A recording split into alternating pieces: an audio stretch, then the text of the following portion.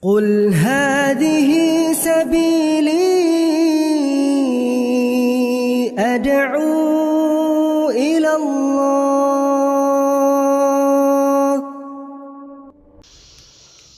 Assalamualaikum warahmatullahi wabarakatuh. Alhamdulillah kita ketemu lagi di channel pemberantas kemaksiatan kaum muslimin. Dan seperti biasa, sebelum kita masuk ke pembahasan, kami ingatkan untuk kaum muslimin yang belum subscribe ke channel ini, silakan subscribe untuk mendapatkan notifikasi ketika ada video-video yang terbaru yang kita upload di channel ini. Dan untuk yang sudah subscribe, kami ucapkan jazakumullahu khairan katsira. Dan kaum muslimin, kali ini kita akan membahas sebuah ceramah dari seorang kiai dari kelompok Aswaja kaum muslimin. Di mana ceramah kiai yang seperti inilah yang menjadi ceramah yang bernada provokasi, ya. Ceramah yang menimbulkan kebencian terhadap sebuah kelompok atau sebuah pemahaman kaum muslimin, ya. Dimana sebenarnya apa yang disampaikan oleh kiai ini sebenarnya ini berangkat dari kegagalfahaman kelompok Aswaja terhadap dakwah yang mereka sebut dakwah salafi atau dakwah yang mereka sebut wahabi kaum muslimin. Dimana mereka ini mengatakan bahwa kelompok salafi atau yang mereka sebut wahabi ini adalah kelompok yang suka mengkafirkan, dikit-dikit mengkafirkan, ya. Kemudian mereka menuduh bahwa kelompok salafi ini memahami bahwa syariat ziarah kubur itu tidak ada dalilnya. Kemudian macam-macam lah kaum muslimin, ya. Ziarah kubur tidak ada dalilnya. Kemudian mendoakan orang yang sudah meninggal dunia itu bid'ah, ya. Membaca tahlil bid'ah, membaca yasin bid'ah, ya. Kemudian tidak suka bersolawat dan lain sebagainya, ya. Pokoknya apa yang kita dengar dari kiai-kiai kelompok Aswaja yang bernada negatif ketika menuduh dakwah salafi, itu semuanya berangkat dari kegagalfahaman mereka sebenarnya kaum muslimin, ya. Dan coba kita langsung saja simak videonya kaum muslimin. Gampangnya ziarah kubur syirik, ziarah kubur nggak ada dalilnya, zikir keras nggak ada dasar hukumnya, ngopine kurang kental. Lo takon pakare lo. Tuh kaum muslimin, ya, kiai ini mengatakan bahwa ada orang-orang yang berpemahaman bahwa ziarah kubur itu adalah syirik. Ziarah kubur itu nggak ada dalilnya. Kemudian zikir keras itu nggak ada dasar hukumnya, ya. Katanya orang-orang yang berpemahaman seperti itu ngopinya kurang kental, ya, ngopi nih kurang kental. Nanti kita jawab kaum muslimin, ya. Kita lanjutkan dulu videonya. No. Jabat tangan selesai sholat nggak boleh, Rasulullah nggak pernah, zaman Rasulullah nggak ada. Wong salaman musafahah apa eleke, wong salaman musafahah habis sholat nggak boleh, wong bernising lho oleh, ngregetno bernising oleh kok salaman, bersolat gak oleh. Tuh, itu gagal faham kaum muslimin, gagal faham terhadap ceramah-ceramah para asatidz salafi, ya. Biasanya orang yang seperti itu, ya, itu cuma mendengarkan ceramah-ceramah secara singkat, ya, cuma mendengar sekilas, kemudian langsung menyimpulkan sesuatu, langsung memvonis. Jadi hasilnya seperti itu, gagal faham, ya. Kalau orang-orang yang sudah ngaji betul sama para asatidz salafi, yang sudah konsentrasi ketika mendengarkan penjelasan para asatidz salafi, ini mendengarkan ceramah Pak Kiai ini, ya mereka cuma mesam-mesem saja, ya. Ini kiai gagal faham ini, ya. Kita lanjut lagi kaum muslimin. Gak tahu krungu hadis nih, wong loro ketemu terus fayatasofahani, terus piye ngene? Lali aku sampean. Sing pokoknya qabla ayat tafarraqa kuwi lho. Terus pundi hadisnya lali aku. Ngono, meneng kon mak ngono. Pokoknya di sepuro kabeh sak gurunge pisah lho, iku lho. Ya gak kudu apal nek wong NU ngene iki, Bro. Tak apal sing penting cetha. Ono sanate jelas kok.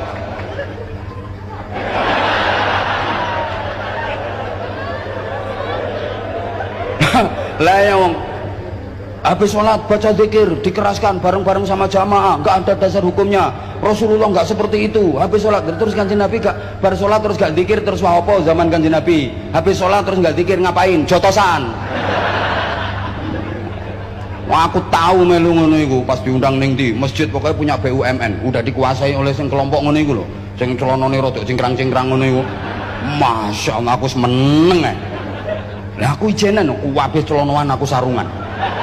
Ya Allah, habis azan sampai komat kuwi yo enggak sholawat, enggak zikir, enggak apa. Lah nek wong nunggone enggak salah Allahumma sholli ala sayyidina Muhammad. No, sampai iqamah lah pantes ta. Iki enggak mau meneng tok. Demetenteng dhewe-dhewe. Aku dipetentengi, tak petentengi dhewe ngono wae. Mari ngono sampean tak sudono. Salat iki kan celonoan kabeh. Begagah. Ngamu ini. Jadi mereka merapatkan sofi ukurannya gak pundak, sikil. Nek sendak kewe nang dukur dodong nih, ngetangkring ini. Aku ya sakarepmu. Aku ya panggang ngene biasa. Nek kono celonoan sampe gagah, aku sarungan nek tawon bahaya. Karepmu mekengkeng kok karepmu. Aku biasa posisi tegak ngene kayak tentara kayak polisi. Salat itu gagah ya sufuna fis shalah ka sufufihim fil qital. Posisi paling keren itu posisi salat. Coba wong berdiri posisi paling gagah kan kayak gini. Nah, wong NU salat yo ngene iki. Kok ngene lha apa? Iki ditolok ngadeg tok ae wis elek. Kaya wong wedok ngoyo ambek ngadeg.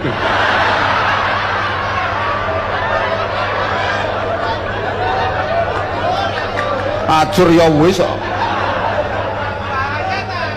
Gak bahaya.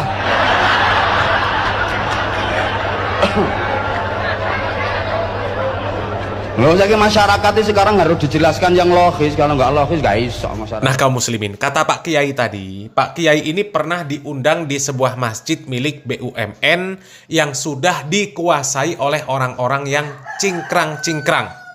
Kita tahulah arahnya kemana itu kita tahu ya. Kemudian Pak Kiai ini melihat setelah azan itu mereka yang cingkrang-cingkrang itu nggak ada yang zikir, nggak ada yang sholawat seperti orang-orang NU. Intinya nggak memanfaatkan waktu antara azan dan iqomat dengan baik. Ya, jadi ini gokil ceramah ini ya. Dan sekaligus juga bahaya ini ya. Kalau nggak diluruskan bahaya ini. Ini fitnah ya. Karena Kiai ini merasa ketika menyampaikan seperti itu, dia itu sedang menasehati, sedang mewanti-wanti supaya jamaahnya nggak ikut pemahaman yang seperti itu. Dan wajar kaum muslimin, ya.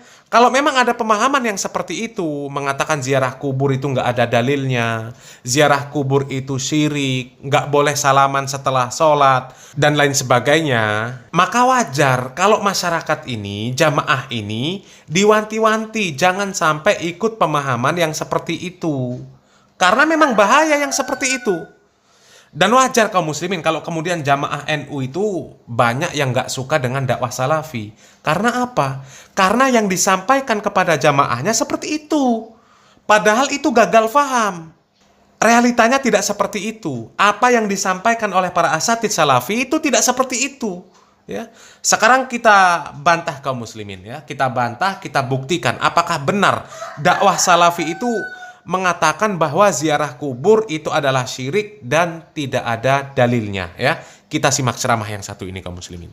Jadi Anda perhatikan ya bahwa ziarah kubur itu secara hukum syar'i hukumnya sunnah. Ziarah kubur, perhatikan tuh, ziarah kubur dianjurkan. Tujuan ziarah kubur apa tujuannya? Yang pertama mengucapkan salam. Kita baca assalamualaikum ahlad diyar minal mu'minin wal muslimin wa inna insyaallah bikum lahiqun nas'alullah lana wa lakumul afiyah. Yang kedua mendoakan si mayit dan penghuni kubur semuanya kaum muslimin. Yang ketiga mengingatkan kita kepada mati dan kepada akhirat. Itu tujuan dari kubur. Kalau ada orang ziarah kubur tujuannya dia untuk berdoa di sana, minta-minta di sana, jatuhnya syirik. Maka saya sebutkan yang dilarang ini dalam ziarah kubur dua macam. Yang pertama, perbuatan yang diharamkan dan merupakan sarana kepada kesyirikan, artinya jalan kepada kesyirikan. Seperti apa? Meminta berkah kepada penghuni kubur, tawasul kepada Allah melalui penghuni kubur, sholat di sisi kubur, meninggikan kubur, membangun kubur, dan yang lainnya. Nah kaum muslimin, jelas ya, itu penjelasan dari Ustadz Yazid bin Abdul Qadir Jawas hafizallahu ta'ala. Ziarah kubur itu sunnah, ada dalilnya, bukan syirik. Ya, asal caranya benar. Jadi mana buktinya orang-orang yang katanya cingkrang kemudian melarang ziarah kubur, mensyirikkan ziarah kubur, mengatakan tidak ada dalilnya? Coba, itu jelas ya penjelasan dari Ustadz Yazid. Kalau kurang puas, silakan cari-cari lagi ceramah-ceramah ustadz-ustadz yang katanya cingkrang, ya. Dengarkan penjelasan mereka tentang ziarah kubur. Apakah ada mereka mengatakan ziarah kubur itu syirik? Ya, nggak ada dalilnya. Nggak akan ada, ya. Nggak akan Anda temukan mereka mengatakan seperti itu. Ya, jadi kiai itu bisa jadi gagal faham, bisa jadi sengaja memelintir penjelasan ustadz-ustadz salafi yang tujuannya untuk mengadu domba supaya untuk menjauhkan orang-orang kaum muslimin dari dakwah salafi. Nggak ada ustadz-ustadz salafi mengatakan seperti itu. Ya. Tapi kalau di kuburan minta-minta, kuburan dibangun megah, ya, dimewahkan, dijadikan tempat ibadah, itu yang nggak boleh. Dan apakah ada yang seperti itu? Banyak sekali. Ya. Itu yang zikir-zikir minta fulus itu. Ya. Banyak lah. Jadi jangan gagal faham. Ya. Kemudian masalah zikir berjamaah. Ya. Bagaimana penjelasan Ustadz Salafi? Kita simak lagi videonya kaum muslimin. Apakah ada tuntunan zikir bersama? Kalau tujuannya untuk mengajari, ya, untuk mengajari setelah sholat, zikirnya dikeraskan. Tujuannya supaya apa? Supaya jamaahnya hafal. Karena rata-rata jamaahnya belum hafal. Itu tidak apa-apa. Kata para ulama, diantaranya Imam Syafi'i, kalau setelah sholat tujuannya untuk mengajari, itu tidak apa-apa. Tapi kalau sudah bisa, apa yang sih diajari baik? Ya, sampai kapan? Oh, sudah bisa ya sudah, tinggal sendiri. Ya, misalnya panjenengan ketika TK atau ketika SD dilatih untuk membaca huruf abjad. B A ba, P A K ba pak. Dieja, dilatih kita seperti itu. Kalau kita sudah bisa baca, masa kita mau dilatih dieja seperti itu lagi? Mau enggak? Panjenengan purna mboten? Ndak mau. Wis bisa kok, dadakan dituntun baik, ya. Jadi kalau sudah bisa ya sudah. Ya, kalau sudah bisa ya sudah. Kembali kepada tujuan atau kembali kepada tuntunan yang diajarkan oleh Nabi Shallallahu alaihi wasallam, yaitu berzikir sendiri. Tuh kaum muslimin ya, zikir bersama-sama, bareng-bareng. Kalau dalam rangka mengajarkan kepada jamaahnya supaya hafal itu nggak apa-apa. Tapi kalau sudah hafal ya sendiri-sendiri. Apalagi zikir setelah sholat, ini kan nggak cuma satu macam bacaannya. Bisa jadi masing-masing orang itu beda yang dipakai. Dan memang tidak ada keharusan zikir berjamaah. Ya, nggak ada keharusan zikir ngikutin imam. Nggak ada. Selesai salam ya sudah masing-masing. Masing-masing apakah mau berzikir, apakah mau langsung pulang, itu nggak ada urusan. Nggak ada masalah. Begitu juga dengan doa. Kita punya hajat masing-masing. Nggak harus berjamaah, nggak harus. Ya. Banyak penjelasan-penjelasan para ustadz salafi yang menjelaskan tentang masalah ini. Silahkan cari video-video mereka ya. Sekarang ini kita sudah dimudahkan, ya, dimudahkan. Kalau mau cari informasi itu sudah dimudahkan. Tinggal klik cari apa yang akan kita cari, sudah keluar semua. Ya. Kemudian masalah salam-salaman setelah sholat. Siapa yang ngomong nggak boleh? Boleh. Siapa yang melarang? Nggak ada. Mau setelah sholat, ya, mau setelah berzikir, mau baru pas masuk masjid salaman, itu juga boleh. Ya, termasuk itu kata Pak Kiai tadi, keluar dari WC, boleh. Yang dilarang itu mengatur atau mengkhususkan waktu untuk salam-salaman dan menjadi sebuah amalan tetap, itu yang nggak boleh. Ya. Dan banyak video-video penjelasan para ustadz-ustadz salafi mengenai masalah salaman. Boleh, siapa yang mengatakan nggak boleh? Boleh. Mau habis salam, assalamualaikum warahmatullah, assalamualaikum warahmatullah, salaman, nggak apa-apa. Tapi kalau mengkhususkan tempatnya, waktunya, itu yang nggak boleh. Ya. Kemudian masalah azan, antara azan dan iqomat. Ya, masalah waktu antara azan dan iqomat. Orang salafi memang nggak ada yang menggunakan waktu antara azan dan iqomah untuk nyanyi-nyanyi pakai mic, nyanyi-nyanyi macem-macem lah. Ya, ada yang katanya sholawatan, ada yang memang nyanyi. Ya, kata mereka tuh nyanyi yang Islami. Ya, nggak ada memang. Mereka justru memanfaatkan waktu antara azan dan iqomah untuk berdoa. Karena itu adalah waktu yang mustajab. Antara azan dan iqomah itu adalah waktu yang mustajab untuk berdoa. Dan kalau sudah selesai berdoa, kalaupun mereka berzikir, nggak akan berisik. Cukup diri mereka sendiri yang dengar. Nggak kayak orang-orang kalau zikir suaranya dikencangkan. Sehingga mengganggu orang lain yang sedang khusyuk berdoa. Apalagi yang nyanyi-nyanyi pakai mic setelah azan, ya, antara azan dan iqomat. Di sana ada orang yang sedang sholat sunnah, ada yang sedang berdoa, mereka sedang khusyuk, yang berzikir, ya.